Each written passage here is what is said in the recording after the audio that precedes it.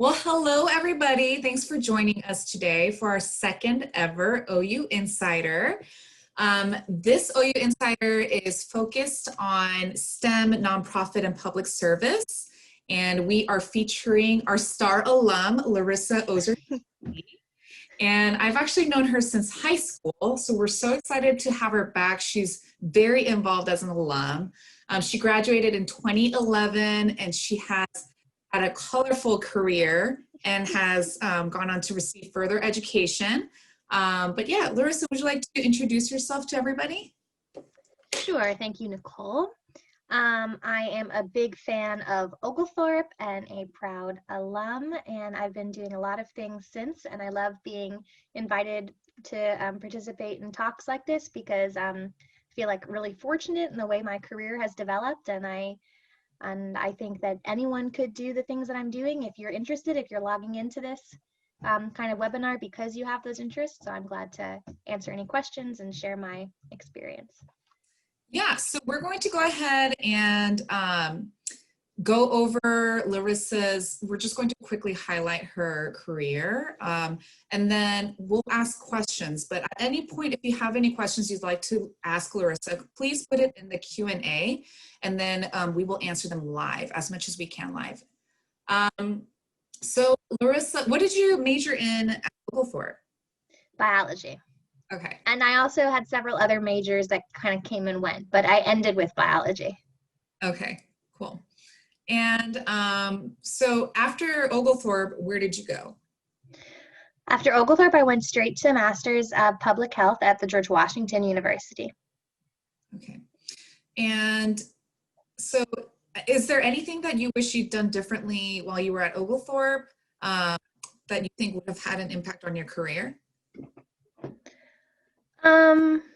I wish I had like paid attention more in class, and that I had read more of the like assigned readings and things like that. I definitely could have been a better student. And I think that like I love like the, liberal focused, liberal arts focused like curriculum that Oglethorpe offers, and I'm glad that I got exposure to it, and now I wish I could do it all over again and get even deeper. So that's all. I want to do more of everything I did. Yeah, I mean, I'm also an alum, and I just, at the time I didn't appreciate the core curriculum as much as I do now, but I also think the same. But yeah, so okay, here's a question related to public health. How do you think students can position themselves for careers in public health?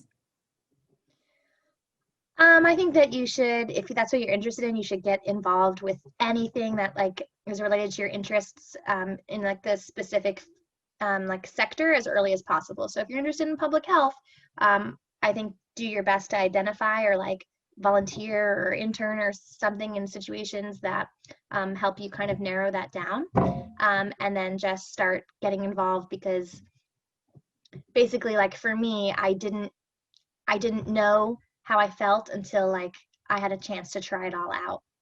Sorry, my kitten. So this is. Did you? There's Larissa's cat, beautiful cat. Sorry.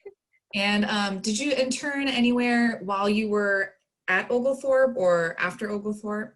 Oh man, I did so much stuff. Like that's like my personal like kind of claim to fame, I guess, is I think I've done like just so many things. So like every summer and winter from high school through Oglethorpe, I volunteered in like low income areas abroad, doing health-based work. And I did similar things in the United States. So I was like the first actually civic engagement scholar. And through that, I got a position with PATH, the school, right, the charter school right near Oglethorpe. And so for all 4 years of Oglethorpe, I was doing like tutoring and assistance with those kids there who are all English as second language learners. So, I mean, public health is really a wide field, and socially related issues of disadvantage or vulnerability or diversity are closely tied to public health, our public health. So I was very lucky to be exposed to a population so diverse and different from my own experience through Oglethorpe. And then all of those summer and winter experiences were in other countries in very different settings, doing a whole range of health-based things that really directed me in a way that I wouldn't have known if I had just been like reading and studying and spending summers having looser fun. So what actually interested you into getting into public health? Well, actually, when I was 16, I went to India with a hiking sort of culture volunteer type group. And that was also kind of just by accident or fated. When I was 15, I just felt like I should be doing something more with my time. And I was just at the summer pool situation. And so I thought, well, I'll go somewhere. Where will I go? And I liked a movie that had some magical scenes in India.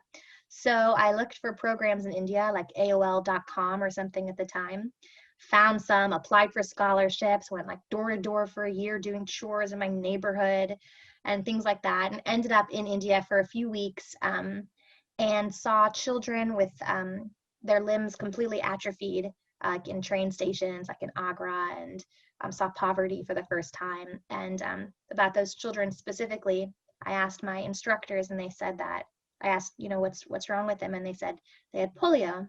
And I said, I don't really know anything, but like, isn't there a vaccine for polio? And they said, oh yeah, but it just wasn't given out here to everyone. So it was just very, very obvious to me, like, oh, that's what I'll do. If there's medicine, I'll make sure everyone has it. So I'll be a doctor.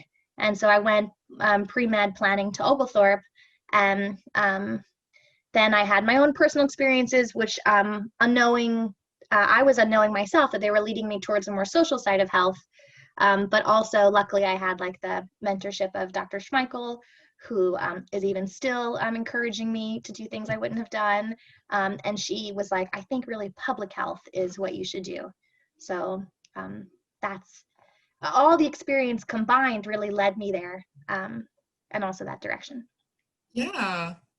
All right, so we do have a question from Dan Shadler. Hi, Dr. Shadler. Yeah. What was the most interesting experience that you had while in the Peace Corps? Oh, thank you, Dr. Shadler. Well, the Peace Corps was such an unexpected experience for me. I thought I'm going to be like in the most rural village, which is definitely what I wanted, and I'm going to have sort of this like quiet, like village life, speaking like this like local language and everything. But because I had finished my Master of Public Health in Maternal and Child Health right before Peace Corps, actually doing the joint program originally called Masters International at the time. So I did my Masters in 3 semesters and went straight to Peace Corps. They placed me at the National AIDS Center. So I was in the capital working under the Ministry of Health, working with a lot of international organizations like the UN and CDC and UNICEF and all different agencies. And they placed me there because there was a major problem in Kyrgyzstan where over 500 children were infected with HIV in the hospitals and in infant ICU multiple times. And the AIDS Center wasn't doing anything and wanted to, I guess, address it in some way programmatically. So they requested a volunteer, and I happened to have this maternal and child health degree.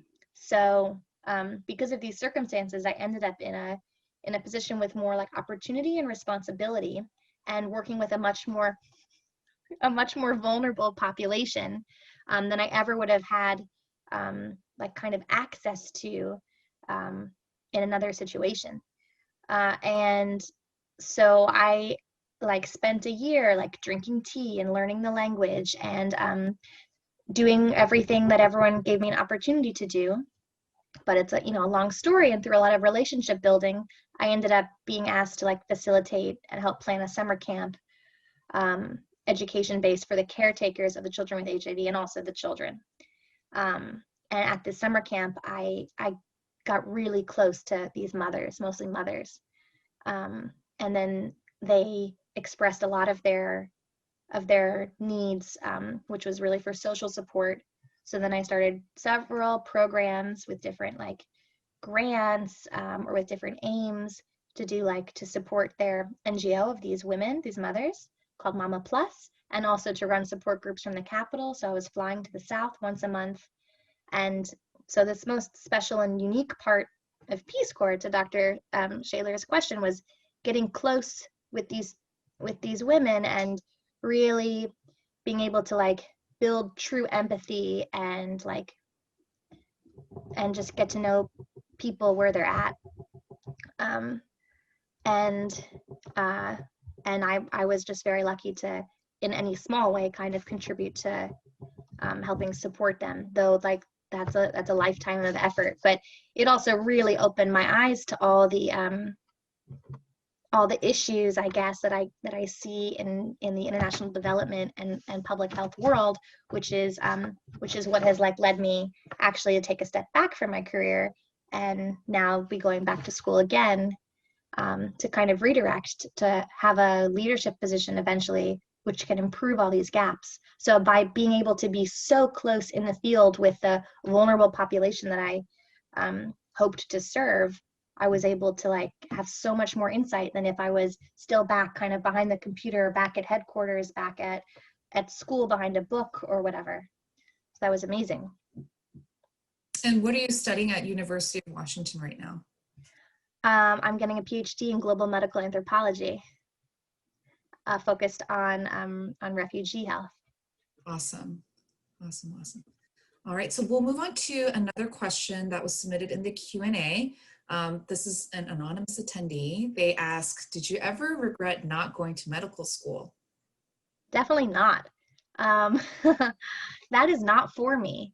And the more I get deeper in my field, and honestly, kind of like the higher up I get, because I've had some like really amazing opportunities, having just spent 4 years with CDC and working closely with MDs in different capacities, not just like in the office, but abroad. I just really realized that is not speaking to my skills.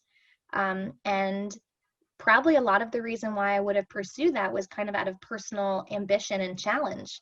And even now, as I'm transitioning my career in a different way, I'm even still trying to redirect so that my skills and interests are like married with what I'm doing on a daily basis in a more uniform, like in unison, in a more like coherent way. And so I definitely don't regret it.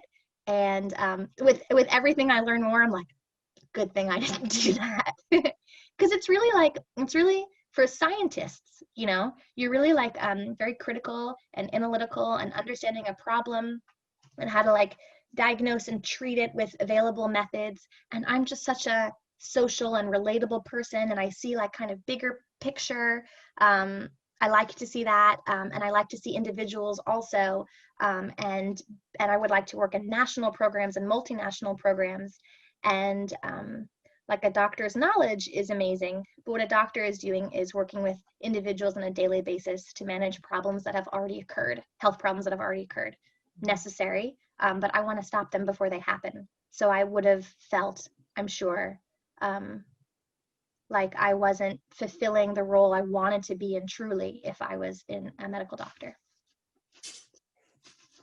Great. And I love your answer. I mean, I think a lot of people don't realize there are so many options beyond the medical school route. Oh, yes. So I didn't either. yeah. Thanks, Dr. Schmeichel. All right, so we have a question from Alex. What would you recommend doing to prepare to volunteer after university? Well, I would be doing it now. There's no reason, I mean, well, there's lots of reasons. Everyone's life is very different, but I would always be doing something, and I wouldn't wait ever to do anything that you want to do. So the way you should prepare is start doing it. And maybe you think about volunteering as something like a long-term, 8-hour day commitment, and you're thinking about like Peace Corps, or you're thinking about something else. But you can do small things towards that now, even if you think you don't have time. So I would try to like look ahead as much as possible about like what type of work you want to do, or where you want to do it, or what language will they speak in the place you want to do it, or anything you can identify that might be part of like the future you're moving towards in terms of this thing, volunteer work, and try to do some now in any way possible. And it's not just like because it's not just for preparing, but it's also for like maybe redirecting. Maybe that's not really what you want to do, or maybe you want to find that like a slightly different direction. Now you're like, you know what, I really liked learning this language, and I want to make sure that the role I have in this volunteer work is like more based in like a communication role. Or like, you know what, I realized in being a volunteer remote contributor to like this online newsletter related to health and this thing, that I really like the writing process. And so when I volunteer later, maybe I can look for roles that include writing or something. So it could be anything. You don't even know yet. So you should be exploring before you are already there. And maybe it's too late to start changing things up significantly. Yeah, no, I love that advice. Yeah, don't wait to experience things and just get right into it. I know we briefly touched on this, but can you explain to us, those who are not familiar, what global medical anthropology means and what that entails? Yeah, very good question. Well, I'll tell you that I didn't know it was a thing. It wasn't like I was like, oh, perfect, that's for me. I was thinking, okay, I really like public health. I like it on the international scale. That's global health. I feel like this component is missing sort of in what I'm doing. That's like more culturally tied. And also like my personal interest is so ground in like diversity of people and from everything, music, art, culture, food, the way that people think differently based on their traditions and their folklore and their religions. And I want to be like more engaged in all my interests in what I'm doing. And I think that all of these things would make better public health programs. So I was like, so what can I do? What would that be? And just like looking around, I found out that all that cultural stuff is anthropology. I think that's pretty straightforward. And then medical anthropology is the intersection of all that culture stuff, humans, society, culture, and how it how it intersects with health. So how someone potentially makes a health decision, or how their healthcare access is affected by their context, their culture, their background, all of these things. So really, of course, once you think about it, it's all completely hand in hand. In no way would it ever be separated, these concepts. So I came to it because it's almost like I invented it in my mind, because it was just like my personal interest, and luckily it exists, though it's not really very like common to find a program to focus on this within anthropology. It's a subsection. And then when I applied to this PhD, I still like really wasn't sure what fits in the remit of that. Like, you know, do I have to do something from 1,000 years ago? Can I do something like in Atlanta right now? You know, how big does it have to be? How specific? Could be a lot of things. Health, the intersection of health and society. That could be so many things. So when I had to apply for this with my research proposal, that's like a really big deal in the PhD application process in this field especially. And so when they accepted it, I was like, all right, I guess this is medical anthropology. So my research proposal, which is good to share, I think, because it gives you like a pretty solid example of what someone in medical anthropology would spend 10 years studying, which is what I'm about to do, and writing about and everything, is about the health, about how health choices and healthcare accessibility and other like health decisions were made from a cultural perspective by the Syrian refugees who took the Arctic route through Russia and Finland to the Arctic Circle and crossed into Norway to get asylum from 2015 to 2016. So basically, there was a route of refugees, unofficial, like underground, secret kind of thing, for a couple years. And Syrians who wanted to get asylum in Norway. And I want to know about their health experiences during that, specifically from a cultural lens. For example, if a woman on this route in migration in movement, without a stable place to stay, without obviously a healthcare practitioner or anything, was going to give birth. How did she personally decide what to do? What were her actual options? If she engaged in healthcare, what kind of obstacles or challenges or experiences, positive or negative, did she have? And all of that, how that's tied back to maybe her traditional or religio-cultural background. And from that, what a medical anthropologist apparently would do with that, what's legitimate to do, I've learned, is to make these conclusions, to write this up really as like a narrative and understand hundreds of people's experiences and apply it to making refugee programs, refugee health programs in the future. So like I hope to be like a consultant or a subject matter expert and work with like the United Nations Human Rights Commission. And when there's another influx or when there's a difficulty or when a program is being redone for refugees, and that's such a major issue in our world today, and it's not going away anytime soon, how will they make that refugee health program? How will they prioritize? How will they decide what their practitioners should be trained in? What should be the focus? There's not really information on that. It's just kind of hearsay. Oh, we think this could be important. Oh, this might be a challenge. But through my research, in a very like specific vein, we can say, well, this actually was a challenge, or this actually could help based on actual people's experiences. That is so cool. I mean, I can't wait to see how you change the world with this study. Like that, wow. Apparently it works. I just got lucky. I was like, I typed into Google, this is true. Don't tell my advisor. I'll probably tell him.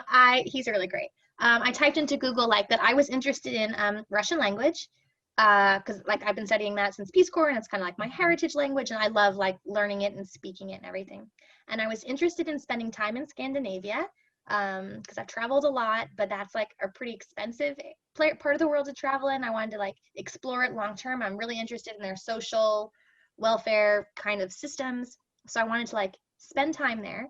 And I personally have always been interested in like the health challenges of people in movement. And I personally have had quite a few issues like of getting sick while abroad and not having resources or language or support. And I always think, man, I'm like one person from a very privileged background. Like, what about all the people who are supporting whole families and who have nothing? And, you know, so I just Googled like Scandinavia, refugee, Russian language, and New York Times article popped up about this like route.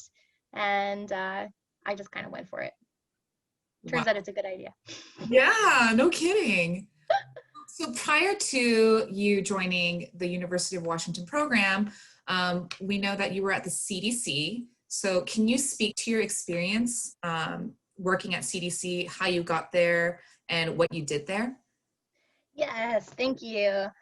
Well, CDC to me was like the pinnacle of public health. And like, I just like, you know, I'm kind of like a high achiever generally, or like I want to be at least. I just like have like a, you know, motivation and drive. Like I want to do the best I can in my own personal way. So anyways, going to public health school, you're always talking about the CDC. CDC is like the authoritative figurehead of public health decisions and research and everything. So I was like, I have to get to CDC. So I applied to all these internships and like things for my master's practicum. It's just a black hole. Never heard back or whatever. And then my mother works for Northside Hospital, and she was in an elevator with a guy who she heard his wife worked at CDC. So she was like just like chatting and saying, oh, my daughter dreams of working at CDC and wishes she could get in. And oh, maybe you take her email address.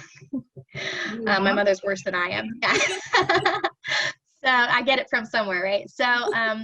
So this guy was like, okay, and he gave the email address to this woman who is like now like a division chief. She's just incredible. And she actually emailed me, and we like emailed back and forth. I was like, I will do anything.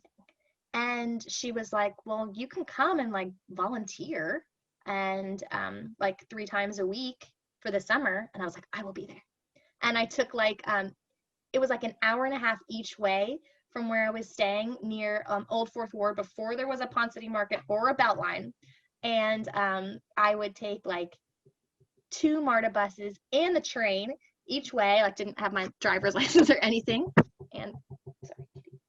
And I went 3 times a week, and I was just like sitting there like, I can't believe I'm really here. It was like such a amazing experience. And like really on a day-to-day basis, it wasn't that amazing. They asked me to do like, I actually was co-authored on a study, but they were very much like bringing me in. And it was also like very empowering as like a female, because it was in the division of reproductive health, which was luckily also like very much within my interest and sphere.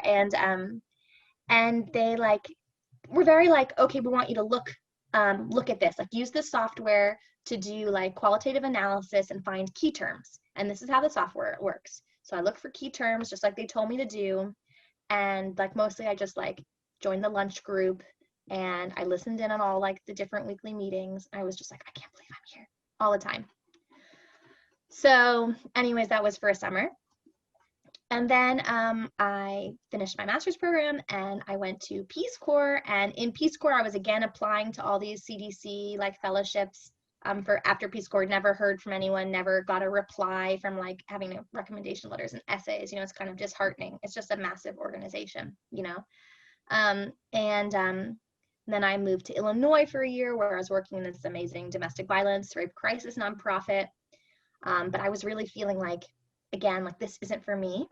And I want to be sort of in the global health space. And I also want to be doing prevention. And even in the NGO, in this domestic violence shelter, I was helping survivors of domestic violence and survivors of rape. And I just felt every day like I want to stop this from happening before it happens, which is the whole idea of public health, and which is what like CDC like has like the edge on, kind of in terms of an organizational mission.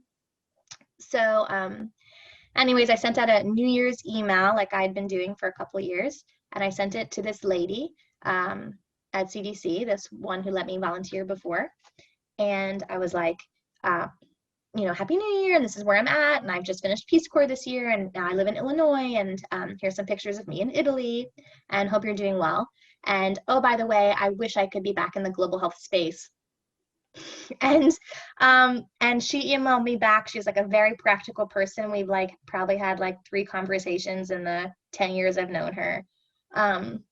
You know, it's not like we're not like buddy, but she's like, oh, well, you should apply for this fellowship. And I was like, okay.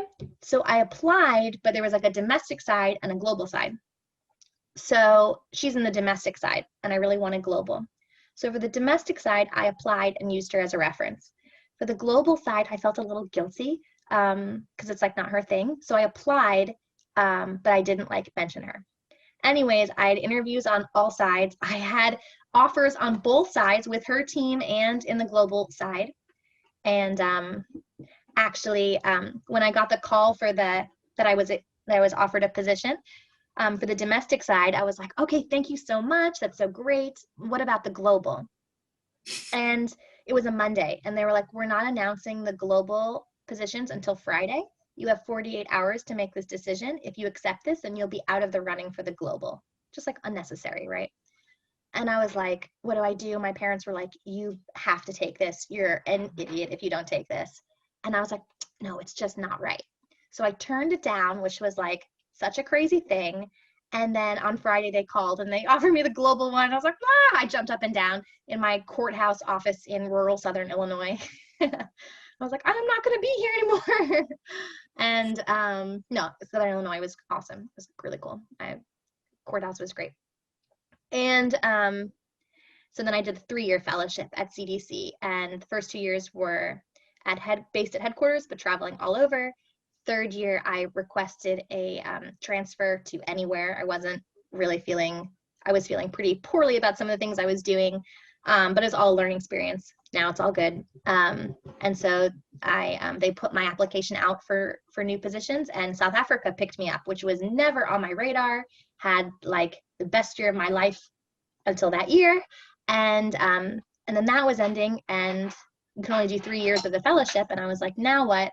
And my branch chief and the mentor at the CDC South Africa I was like, I don't know what to do. I'm applying. I'm not getting anything. And she was like, do you want to work for the international laboratory branch and be a biologist for the CDC? And I was like, yeah, definitely. So then I was a contractor for the last year for a CDC based at headquarters in Atlanta, and also traveling every month to Southern Africa. And have had a lot more like higher responsibilities than a fellow would, and it was amazing. Wow. I mean, it's just so funny to see that it all started with an elevator conversation your mom had. Yeah. It's Yeah, my mother. And also, but like to the question about like the volunteering and stuff, like just like in every way, like never pass up any opportunity, in my advice, never pass up any opportunity for a conversation, or like, put yourself out there or do something like when you're not going to get paid. And like when I was spent that summer, like the other days I like had like a restaurant job, and then went to the CDC just like when they let me, like just do whatever you can, and you never know when it's gonna work out. Yeah, I love that you just keep moving forward and that you don't get discouraged. And that feeling your contact from CDC, years later, that's really great that you really do take every opportunity. Yeah, that woman just emailed me today, actually. Oh, really? Yeah, it's amazing. She's like my guardian angel. My parents talk about her like she is. They've never met her. All right. So we know that you're quite well traveled. How do you think traveling the world has impacted your approach to your career? Oh, I mean, if I hadn't had like real life experiences working with the health issues and the people that I claim to be interested in making a difference in, then I would have like no idea about the realities of those situations. It's just completely different from things I would have assumed, or things that not completely different from things I was taught, but just like a reality is always different from a story, basically. So every conversation really has been like has been eye-opening, and the most important of all for like the way I've developed my interests and the way I have like pursued the things I've pursued, have these all of those kind of decisions were ground in experiences like with one-on-one individuals, talking in like the Osh Bazaar in Kyrgyzstan with the people who like sell a certain kind of spinach that I was into, and like how they didn't have access to get vaccines, and like what that meant to them or whatever. Like every single conversation is where like I learned like what was really affecting the people much more than I ever would have assumed. It's just, there's just, everything is so complicated, and you never know what the real issues are just until you're there. That's it. So I love with all the traveling. It's like fun, of course. So I see a question in the Q&A, and it's from Cassandra. She asks, was it hard to manage this financially? And I'm assuming this is about the traveling. Yeah, great question. Like that's another thing. Like, of course, like recognizing that I have privilege in a lot of ways that enabled me to do this, but financially that was really like one of my lesser privileges, because none of the things I've done were ever paid for by like by another individual, and I never had like money where I was able to save up like thousands of dollars or anything like that. All the volunteer work that I did in other countries, like I said, every summer and winter throughout college and things like that, was all like you could stay and eat for free as long as you worked. So I would save up money during the year. I had so many jobs. I worked at the YMCA. I worked at a flower shop, a florist. I worked at a private training gym. I worked at a Zaxby's. I worked at the OU, at the athletic center for 4 years. I did so many things, and I would just save the money for a plane ticket. And that's why I actually was going to Central and South America, because those were the cheapest plane tickets from Atlanta. During the year, I would email all these organizations that I would find through the internet, and just say like, can I come, or what can I do? And this is like what I'd be interested in. But they were all organizations that said like, or that I asked, like, you can stay and eat for free. So when you look at it that way, you need like $500 for a summer, which if you have a whole year to plan, you know, I think most people could figure that out. Yeah, no, I think that's great practical advice. All right, so this is a question that we've got for you. So because of COVID-19, many students are anxious about the possibility of graduating during a recession. Do you have any advice for students who are graduating this year? Yeah, I mean, it all speaks to that that question about like, what should I do if I want to volunteer later? Like, there's so many things you can do now. Whatever you think like your obstacles are, like just figure it out within those obstacles. There's always something you can be doing. Maybe you like can't leave your home at all. There's so many like remote opportunities to be like volunteering, and all those connections are so important. All of those connections are so important, and the experience you'll get is so important. Maybe you'll just be exposed to like a topic you didn't even know about because someone asked you to do something. There's so many opportunities, and you can definitely find something within limitations. So maybe you feel or it's true that there isn't like a paid job opportunity that and you would have had that opportunity if it wasn't a recession. Okay, like make the best of the situation. Maybe you would have been obligated to go to that paid job opportunity if it wasn't a recession. And now you have a very unique opportunity to volunteer somewhere. So just like, you know, use it to your advantage. Just continue building those experiences no matter what. No matter what, you can always do something. Just go in your community and try to decide if you're interested in public health. Like go to your like local place and just say, can I come here every day? Right. And watch. Okay, so this is a question from Alex. So you did mention, I think you might have answered a part of this, but he asks, how did you search for and find organizations? What are some recommendations about emailing these organizations? Yeah, it's just like as uncomplicated as you could possibly imagine. My thing was I would just like Google, just like with my PhD research proposal. I was like, plane tickets are cheapest to go to South America. I want to volunteer for free because there's all these organizations which you have to pay for, which I can't. And I want to eat for free. So I like typed into Google, volunteer for free South America. Everyone like get your Google out. There's a website called volunteersouthamerica.com or volunteerforfreesouthamerica.com. It's just a website with like 100, maybe 200 organizations divided by those you can eat and stay for free, and those where you pay like a nominal fee, like to a host family. I just like went through and emailed those. So it's just like as simple as you can imagine. The whole world is at your fingertips with the internet. We live in such an accessible age. So like, I would say to you, like to anyone, it's best for you if you can like help like narrow that down, because there's so many options. There's like no limitations. So in terms of like potential things you could be doing, yeah, maybe you can't travel right now because of COVID and you think that's limiting, but there is so much you could be doing now. And then when travel is opened up again, you'll need to have those relationships and you'll need to already have made those connections. So doing something now is giving you an edge and everyone else is going to wait. So like find whatever, like I was saying before, like whatever sector you're most interested in, or place or language. It doesn't have to be abroad, same in America. Issue, I mean, that's the most important thing really, is like issue, and start like writing to all of them. And in terms of email, it does not have to be complicated. I tell you, I would email hundreds of organizations during the year, and I would get like at the biggest, maybe 10% would respond. So that's always my method. Just like go big and then just like work with what you get in response. So if you're going to get like hung up over every single thing you apply for, then you're just going to get frustrated and give up.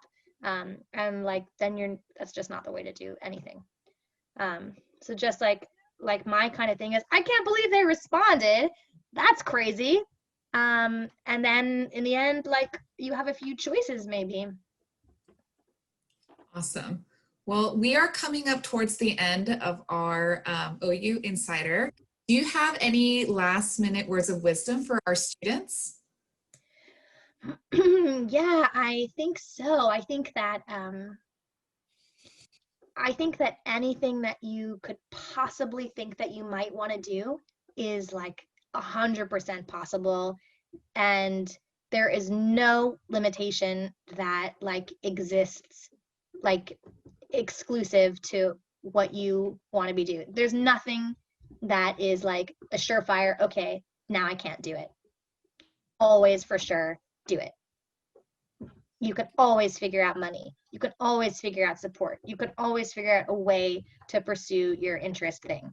I have like never had a lot of money or funding or anything like that. And I've never ever felt from a financial perspective that anything was impossible. I think that's like a bad mindset. I know it's a reality for a lot of people that finance is a challenge, but it's never going to be like the end all be all because there's so many possibilities. You just have to be creative. And beyond finance, you can be creative in so many different ways. I met a girl recently who like she's like volunteering at a horse ranch, and she really wanted to like pursue like a certain study, couldn't fund it, whatever. And we talked about, because of her position of being a volunteer coordinator at this horse ranch, she could like make an AmeriCorps position there because she already understands the program. And then she could apply and then be the AmeriCorps volunteer herself, and then AmeriCorps would pay for her master's degree. So like I do that kind of stuff all the time. I have 2 master's degrees. I didn't pay for them, you know? Like it just don't like feel like you have to do it right away, and don't feel like there's any reason, you know, just plan ahead and think about all the possible things and email me and we'll figure out a way to do it, or talk to someone. You can figure out a way. Whatever you want to do, you can figure it out. Yeah. And I think your story and your career journey is so unique to you. And I just hope that the students feel very inspired by your journey and your continuous, like, I just love that you're constantly challenging yourself and you're just taking on bigger and bigger projects, and you're so ambitious. So thank you for sharing your story with us. And yeah, and students, if you have anything you'd like to share with Larisa, or if you have any other questions, you can email career development and we will send those messages to her on our behalf. But yeah, on behalf of Oglethorpe University, thank you so much for sharing with us and giving us an insight on your life.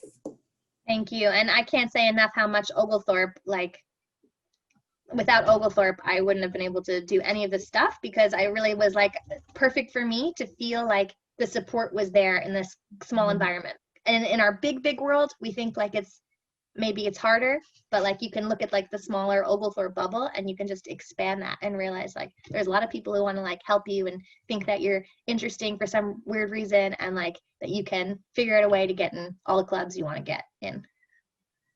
Yeah. Well, have a good night, everybody. Thanks for joining us. Bye. Thanks. Thanks. Bye.